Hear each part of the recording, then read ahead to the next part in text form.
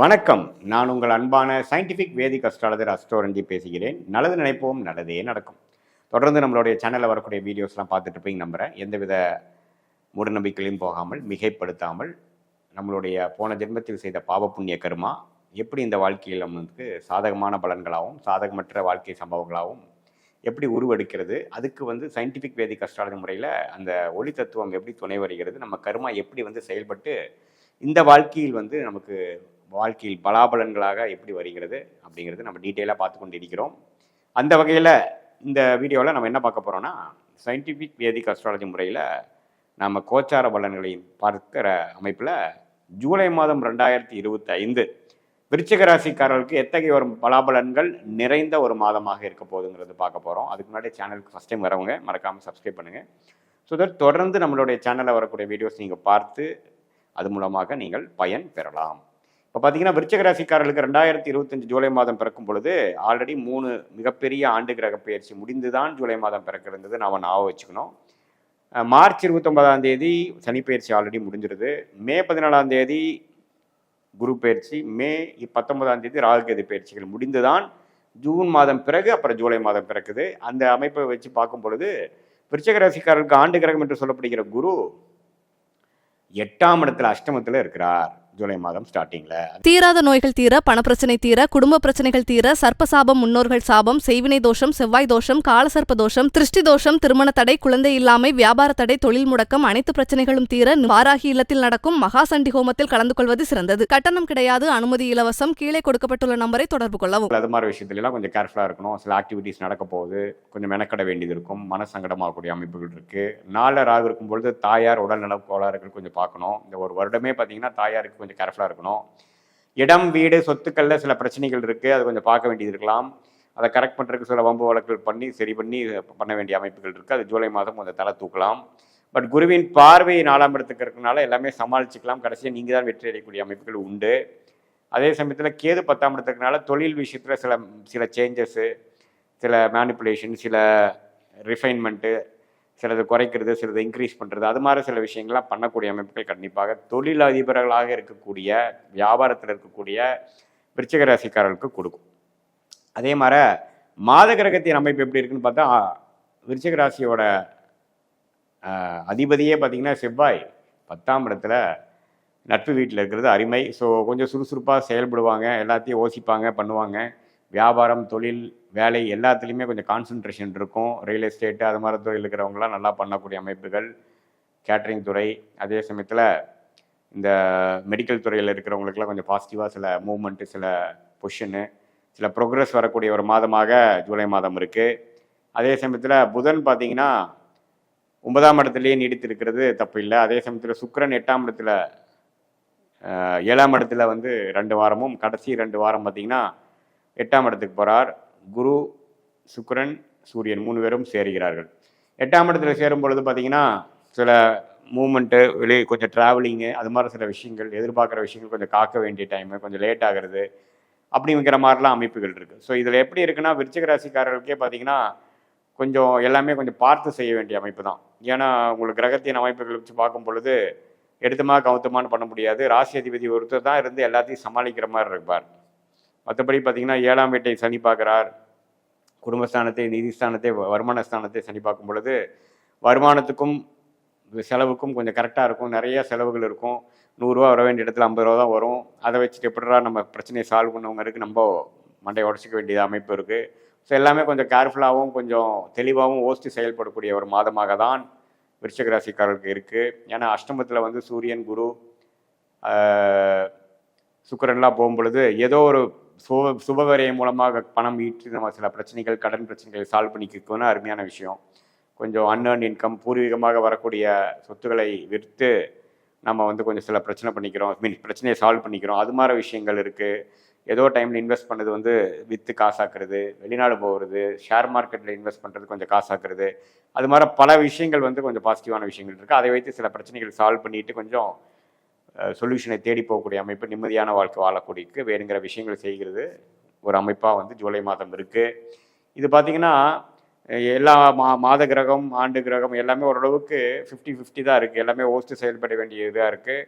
நம்ம போனோமா சம்பாரிச்சோமான்னு இல்லாமல் பட் ஏதோ ஒரு போன பாஸ்டில் செய்த ஒரு இன்வெஸ்ட்மெண்ட்னால ஒரு பலன் அடையக்கூடிய அமைப்புகள் கண்டிப்பாக இருக்குது. பூர்வீக சொத்து அப்பா மூலமாக, அம்மா மூலமாக, மனைவி மூலமாக சில விஷயங்கள் வரக்கூடிய அமைப்புகள்லாம் கொஞ்சம் பாசிட்டிவாக இருக்குது.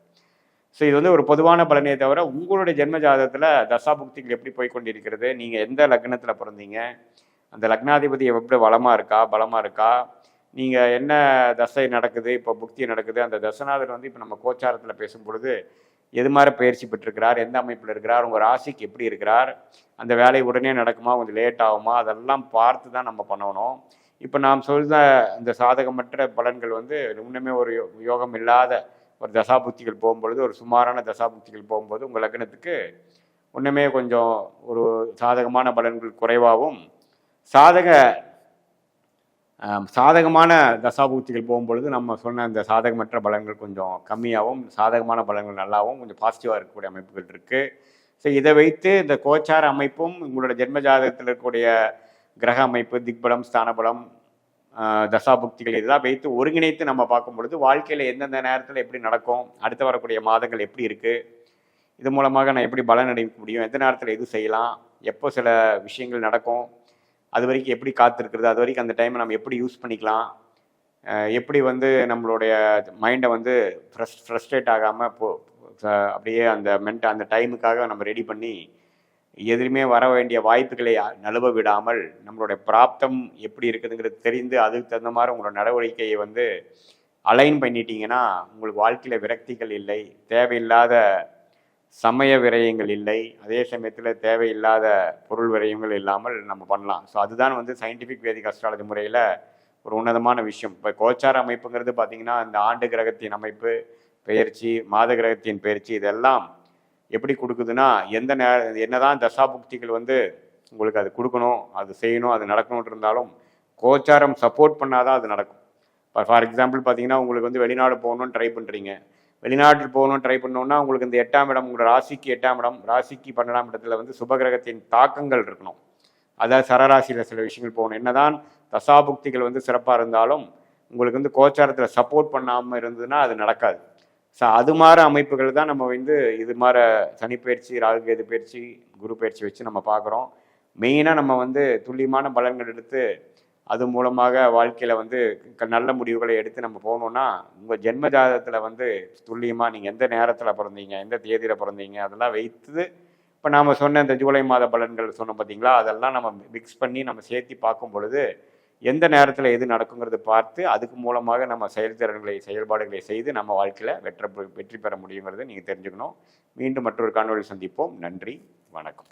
விருச்சிக ராசி அன்பர்களுக்கு ஜூலை மாதம் உங்களுடைய ராசி அதிபதி 11ஆம் இடத்திற்கு சஞ்சாரம் செய்ய போறார்.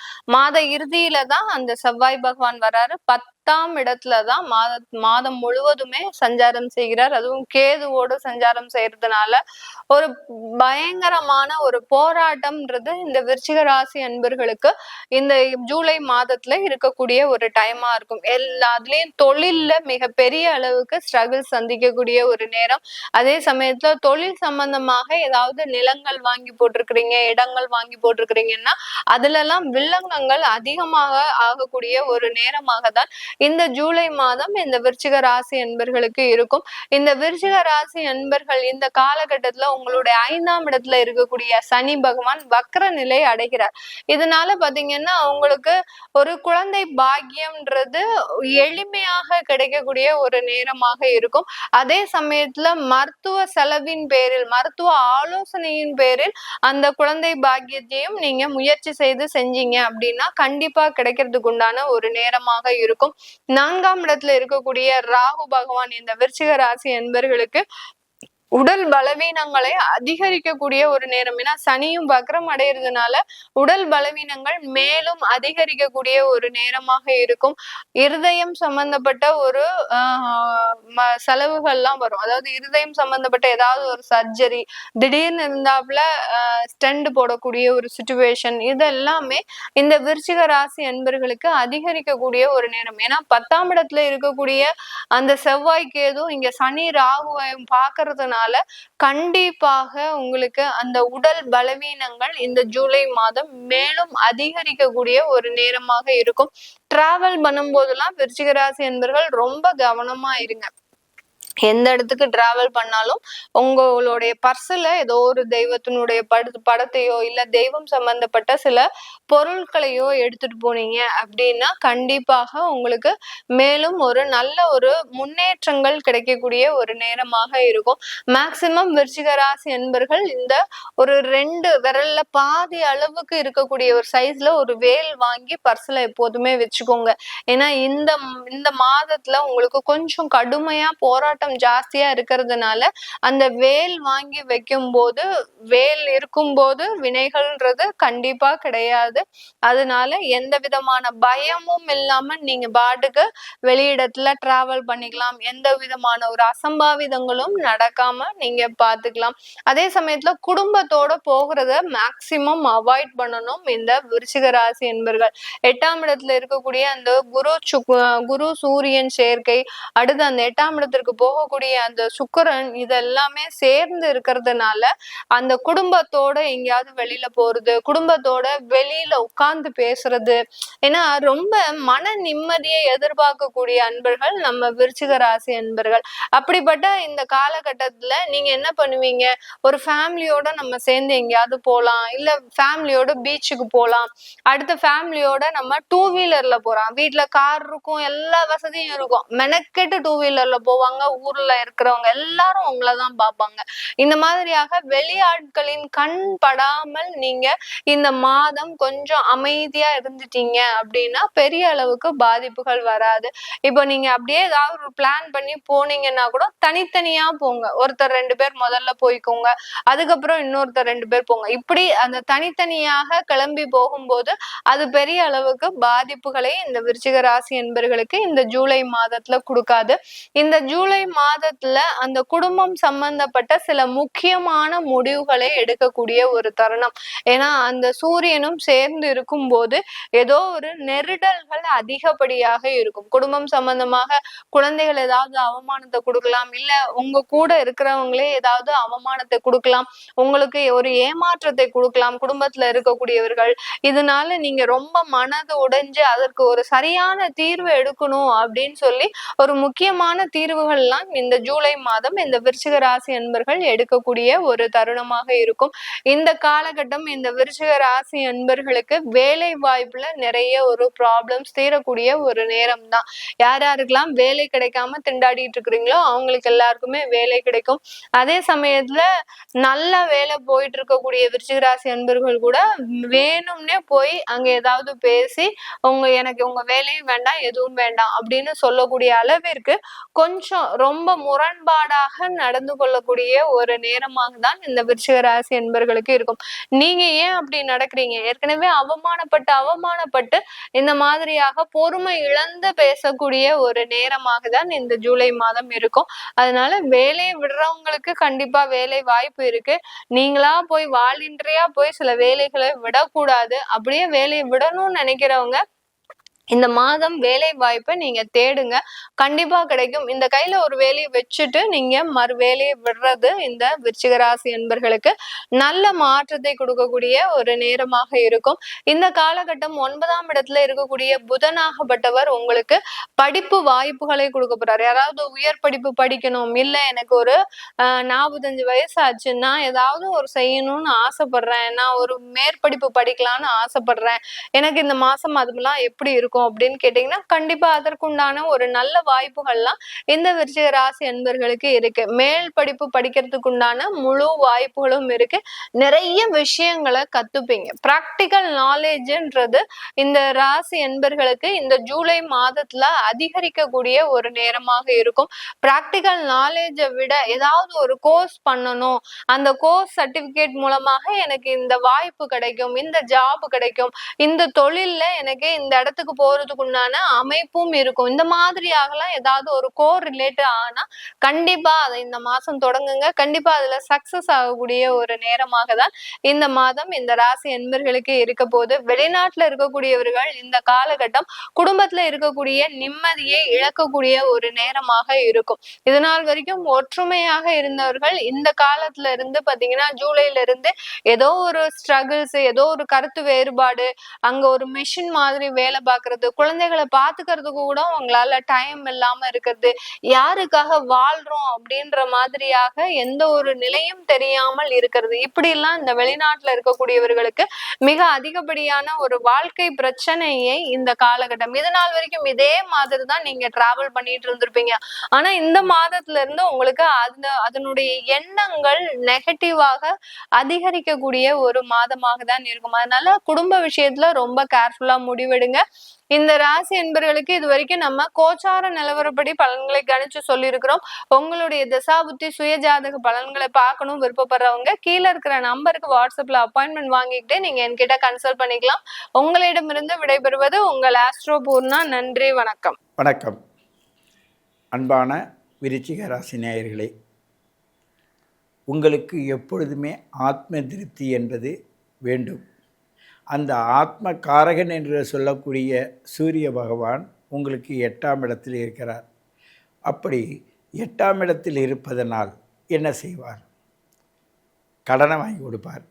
அந்த கடனை வாங்கக்கூடாதுன்னு நினச்சாலும் அது எப்படியோ வரும். அந்த கடன் ஒரு சிலருக்கு தொடர்ந்த கடனாக மாறிடும். ஒரு சிலருக்கு கடனை அடைக்கிற சூழ்நிலை வந்து வேறொரு கடனாக மாறும். வச்சுட்டு வேறொன்று புரட்டுறாங்கன்னு சொல்கிறாங்கல்ல, அது மாதிரி இருக்கிற பொருளை அப்படியே வச்சு வாங்கி வேறொன்றுக்கு பயன்படுத்துவது. ஏன் அப்படி செய்கிறாங்கன்னா, குருவும் சூரியனும் சேர்ந்து 8ல் இருக்கார். 2 குடைவனை 5 குடைவனை போய் 8ல் போய் மாட்டிக்கிட்டார்.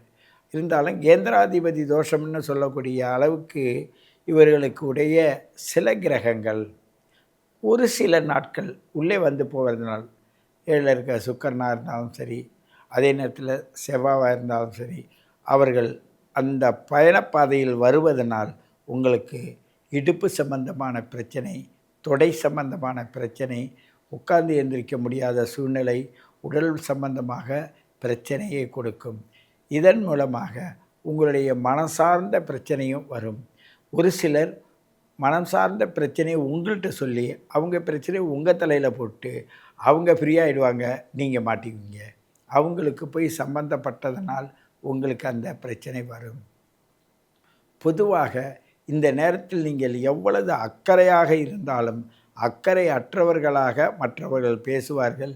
உங்களுக்கு நீங்களே நான் நல்லா தான் இருந்தேன், என்னமோ செய்யுது, என்னமோ பண்ணுதுன்ற மாதிரி ஒரு சூழ்நிலை அந்த வயதிற்கு ஏற்ற போல் இருக்கும்.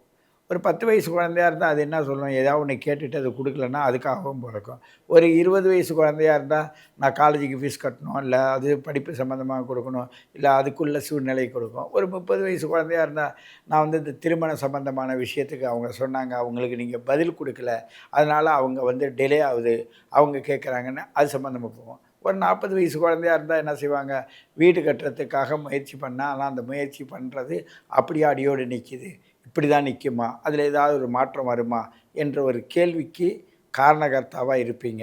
என்கிட்ட அந்த செவ்வாய் 4ஆம் இடத்தை பார்க்கறதுனால. ஆகையினால் ஒரு சில சூழ்நிலையை பணத்தை கொடுத்துட்டு அந்த பணத்துக்கு தகுந்தது போல் அந்த பொருளை வாங்கி அந்த வீட்டை கட்ட முடியாத சூழ்நிலை, இக்கட்டான சூழ்நிலை மாட்டிக்குவீங்க. இப்படி இந்த விருச்சிக ராசி நேயர்களுக்கு அவர்களுடைய பொருளாதாரத்துக்காக போராடுகின்ற காலமாக இந்த மாதம், இந்த மிதுனம் மாதம் உங்களை அழைத்து செல்கிறது. உங்களை கவனமாக இருக்கும்படி உங்களை நெறிப்படுத்துகிறது.